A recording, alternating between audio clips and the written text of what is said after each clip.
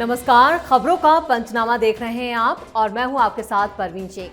हम लेकर आए देश दुनिया की 5 बड़ी खबरें जिस पर चर्चा के लिए हमारे साथ स्टूडियो में मौजूद हैं कैपिटल टीवी के editor in chief doctor Manish Kumar. Sir, आपका स्वागत है। धन्यवाद। सबसे पहले एक नजर सुर्खियों पर।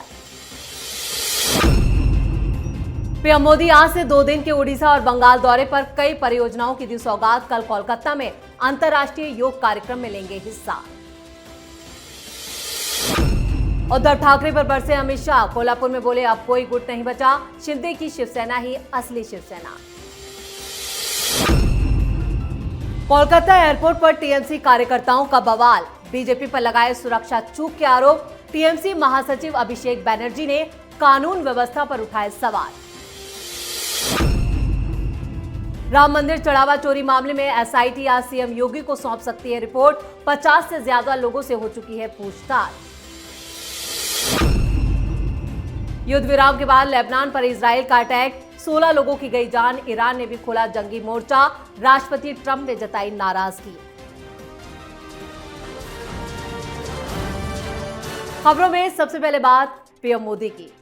पीएम मोदी 2 दिन के उड़ीसा और पश्चिम बंगाल के दौरे पर हैं। बंगाल में बीजेपी की प्रचंड जीत के बाद पीएम मोदी का ये पहला दौरा है। बंगाल दिवस के मौके पर प्रधानमंत्री ने हुगली के तारकेश्वर में हुई जनसभा में हिस्सा लिया। प्रधानमंत्री ने कहा कि बंगाल ने देश को अनेक महान विचारक, समाज सुधारक और स्वतंत्रता सेनानी दिए जिनके योगदान को कभी भुलाया नहीं जा सकता।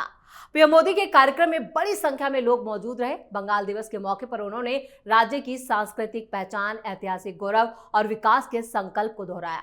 उन्होंने लोगों से बंगाल की समृद्ध परंपराओं को आगे बढ़ाने और राज्य की प्रगति के नए आयाम तक पहुंचाने में सक्रिय भागीदारी निभाने का आह्वान किया। 21 जून को अंतर्राष्ट्रीय योग दिवस पर पीएम मोदी कोलकाता में सीएम शुवेंदु अधिकारी संग योग करेंगे, जहां 35,000 लोग शामिल होंगे। डॉक्टर साहब, पीएम मोदी आज बंगाल में प्रचंड जीत के बाद ये पहला दौरा है। देखिए, जीत तो अपनी जगह पे है, लेकिन प्रधानमंत्री मोदी के कार्य प्रणाली को देखिए। कोई दूसरा लीडर होता 6 दिन की विदेश यात्रा करने के बाद बिना किसी जेट लैग के ये काम पे लग गए, और आज 2000 का किस्त गया है किसानों को, और वो भी तारकेश्वर से आपने उसको एक मैसेज देने की कोशिश की। उससे पहले आप चले गए उड़ीसा में 47,000 करोड़ रुपए का सौगात आपने दिया। This man is in on mission. जिस तरीके से ये काम करते हैं, ये बाकी मुख्यमंत्रियों को और आने वाले मंत्रियों और प्रधानमंत्रियों के लिए एक ऐसा बेंचमार्क छोड़ करके जाएंगे कि कोई आदमी इनके एनर्जी लेवल का कोई कंपटीशन में ही नहीं रहेगा। शाम ढलते ढलते श्यामा प्रसाद मुखर्जी की 125 फीट ऊंची मूर्ति का जो है वो शिलान्यास करने वाले हैं। कहां? जहां ममता बनर्जी का घर है, भवानीपुर में। और उसके बाद सारे रिकॉर्ड टूटने वाले 35,000 लोग एक जगह, एक स्थान पे प्रधानमंत्री के साथ योग करने वाले हैं। तो आप देखिए कि किस रेंज में प्रधानमंत्री मोदी की कार्यशैली है। इस तरीके से आपने अगर दुनिया में किसी भी राष्ट्राध्यक्ष को देखा हो काम करते हुए, यहाँ तो लीडर ऑफ अपोजिशन 5 दिन काम करते हैं तो 6ठे दिन उनको जो है विदेश जाने की ज़रूरत पड़ जाती है, रेस्ट लेने की ज़रूरत पड़ जाती है, संडे और वीकेंड मनाने की ज़रूरत पड़ जाती है, इवनिंग के बाद जो है वैसे भी आउट ऑफ साइट हो जाते हैं।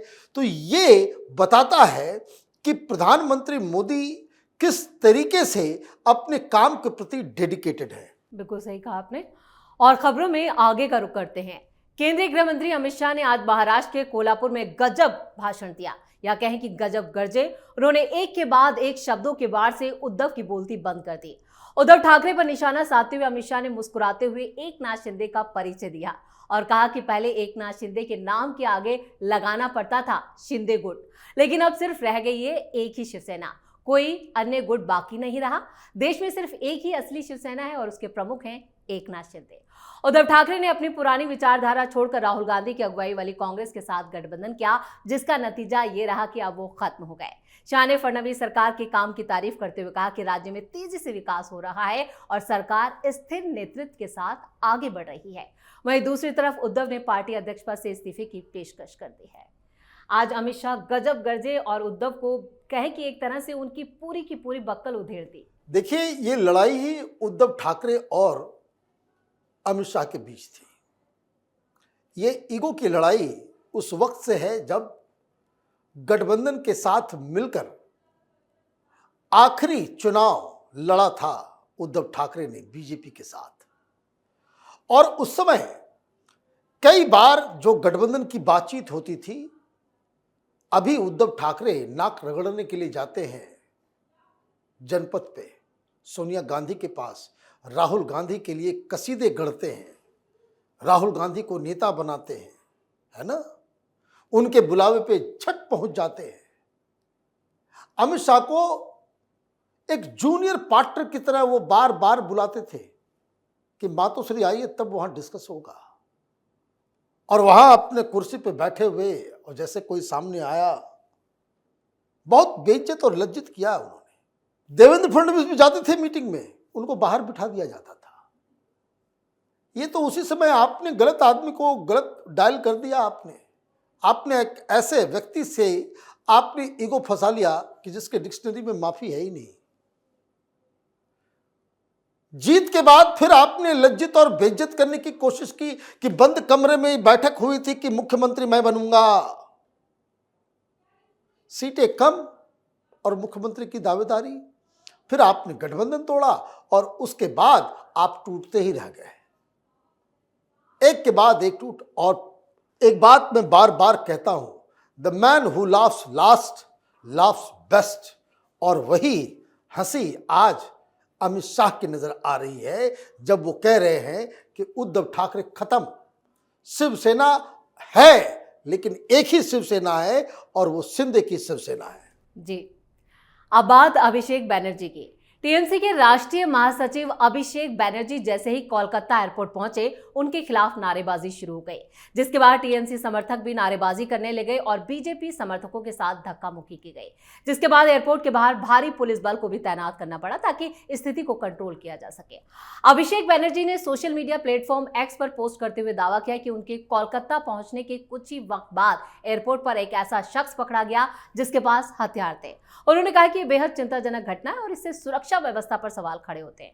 इसके बाद अभिषेक ने कोलकाता में ममता बनर्जी से भी मुलाकात की। अभिषेक बनर्जी को लेकर कई विवाद और विरोध प्रदर्शनों में उनके ऊपर अंडे फेंके जाने की घटनाएं सामने आई थी। एयरपोर्ट पर हुए बवाल के लिए टीएमसी ने बीजेपी को जिम्मेदार ठहराया और इस पूरे मामले ने बंगाल का सियासी तापमान बढ़ा दिया है। डॉक्टर साहब, आखिर बंगाल में चल क्या रहा है? देखिए, बंगाल में यही चल रहा है, अंडा। बारिश नहीं हो रही, लेकिन तीसरी बार मैं देख रहा हूं, ममता बनर्जी के पास गए हों या कहीं और गए हों, अभिषेक बनर्जी काला छाता टांग लेते हैं, वो छतरी को लेकर के जा रहे हैं क्योंकि चेहरे पे ना गिरे कोई अंडा, कि पता नहीं किस जगह से कहां से अंडा गिर जाए और उनको लज्जित होना पड़े। एयरपोर्ट में पिछली बार भी जब आए थे धक्का मुक्की हुई थी, और इस बार आपने क्या किया? इस बार आपने ये किया कि एयरपोर्ट में अपने ही टीएमसी के गुंडों को आपने बुला लिया और वहां जनता कुछ कह रही है, आपके खिलाफ कैट कॉल्स कर रही है। एक तो आप चार्टर्ड प्लेन से आ रहे हो, भाई जनता के साथ बैठने में दिक्कत हो रही है, तो पहली समस्या क्या है इस सारे विवाद के पीछे, उसके जड़ को समझिए। टीएमसी के लोग, ये तमाम सांसद जो छोड़ के आए हैं, ये अपने इलाके में निकल नहीं सकते अगर टीएमसी में रहते तो, क्योंकि पता नहीं कहां से टमाटर, कहां से सड़ा हुआ आलू और कहां से जो है अंडा गिरता। लोगों की नजरों में आप बिल्कुल खत्म हो चुके। लोगों की नाराजगी है, जो आपने गुंडागर्दी की, जो आपने लोगों के साथ शोषण किया, जिस तरीके से हजारों हजार महिलाओं का बलात्कार ये टीएमसी के गुंडों ने किया, उसी का ये एक्सप्रेशन है। हत्या की साजिश नहीं है। हत्या करने वाले तलवार लेकर के आते, बॉम्ब मारते। जो एक कुटीर उद्योग टीएमसी ने क्रिएट कर रखा था पूरे बंगाल में, जो वो कंट्री बॉम्ब्स सुतली से बना हुआ कि कहीं भी किसी के घर पे मार दो। लोग अंडे मार रहे हैं, फल मार रहे हैं, सड़ा हुआ टमाटर मार रहे हैं, वो इसलिए क्योंकि आपको आपकी हैसियत बताई जाए। बाकी सारी चीज़ें जो हो रही है सो हो ही रही है। असल बात दिक्कत क्या है कि आप सिक्योरिटी इशू उठाइए या कुछ भी उठाइए, जब ईडी, सीबीआई या फिर सीआईडी आपके खिलाफ कोई कार्रवाई करती है तो बंगाल की जनता ही नहीं, टीएमसी के लोग भी होली और दिवाली मना रहे होते हैं। सटीक विश्लेषण किया आपने। और खबरों में अब आगे का रुख करते हैं। राम मंदिर चढ़ावे मामले की जांच अब और तेज हो चुकी है।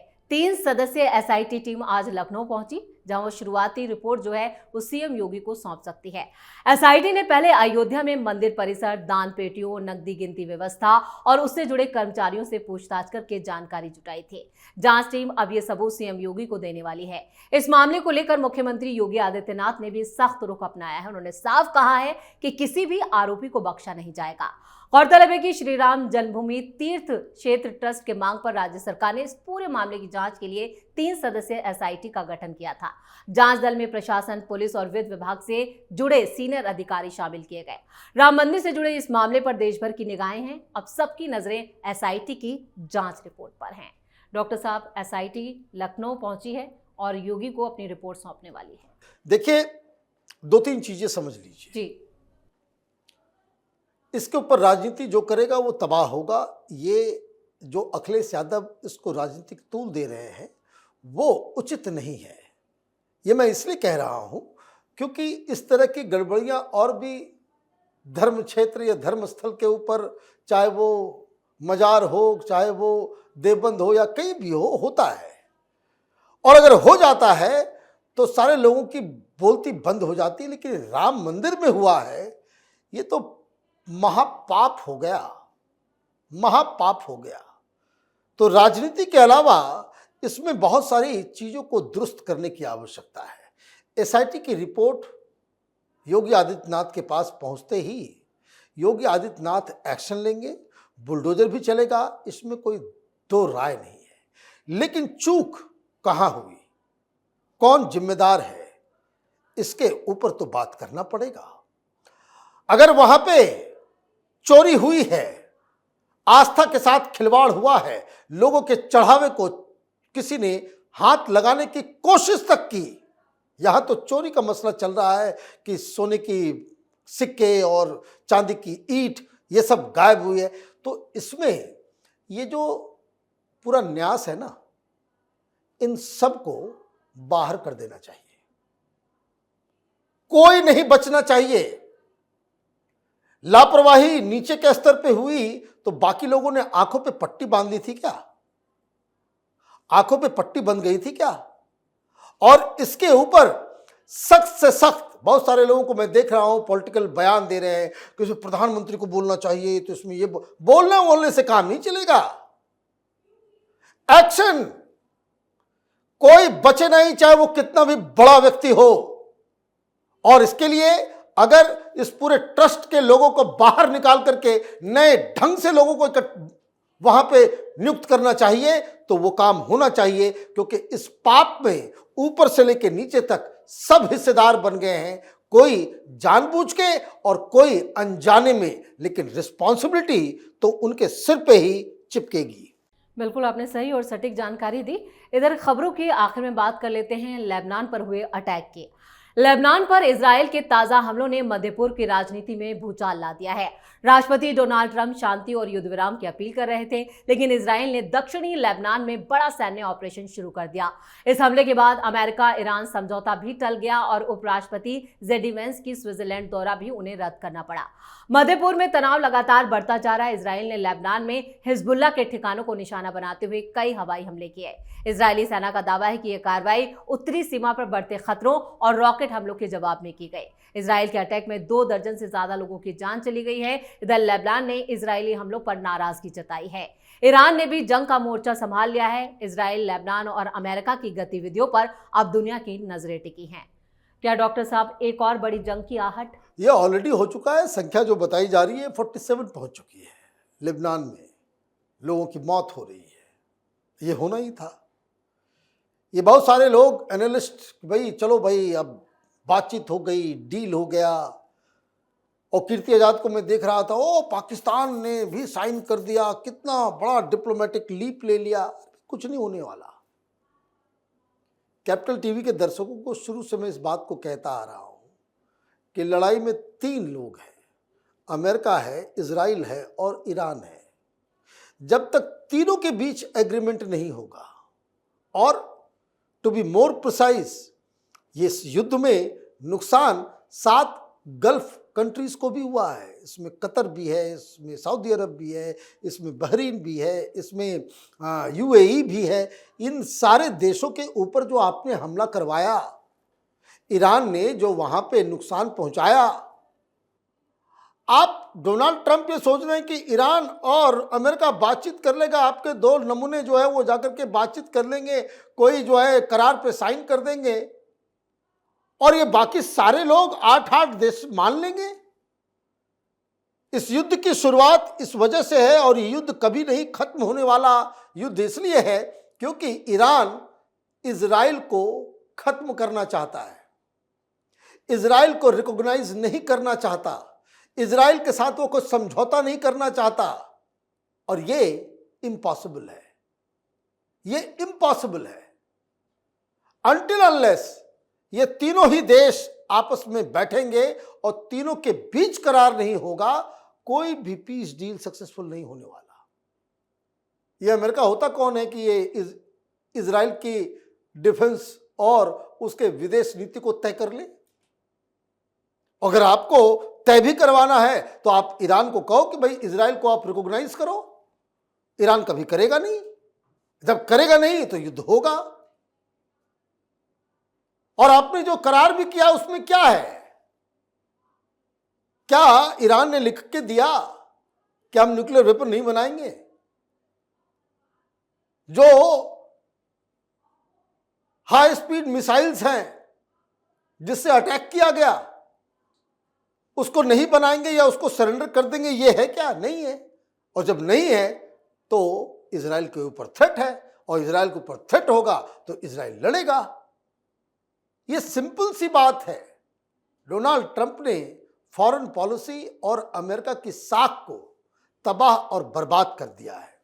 डॉक्टर साहब, इस तमाम जानकारी के लिए और सटीक विश्लेषण के लिए आपका बहुत बहुत धन्यवाद। धन्यवाद। खबरों का पंचनामा में आज के लिए फिलहाल इतना ही। देश विदेश की बाकी खबरों और उनके सटीक एनालिसिस के लिए देखते रहिए कैपिटल टीवी। वीडियो को लाइक करें, शेयर करें और कैपिटल टीवी को सब्सक्राइब करें। नमस्कार।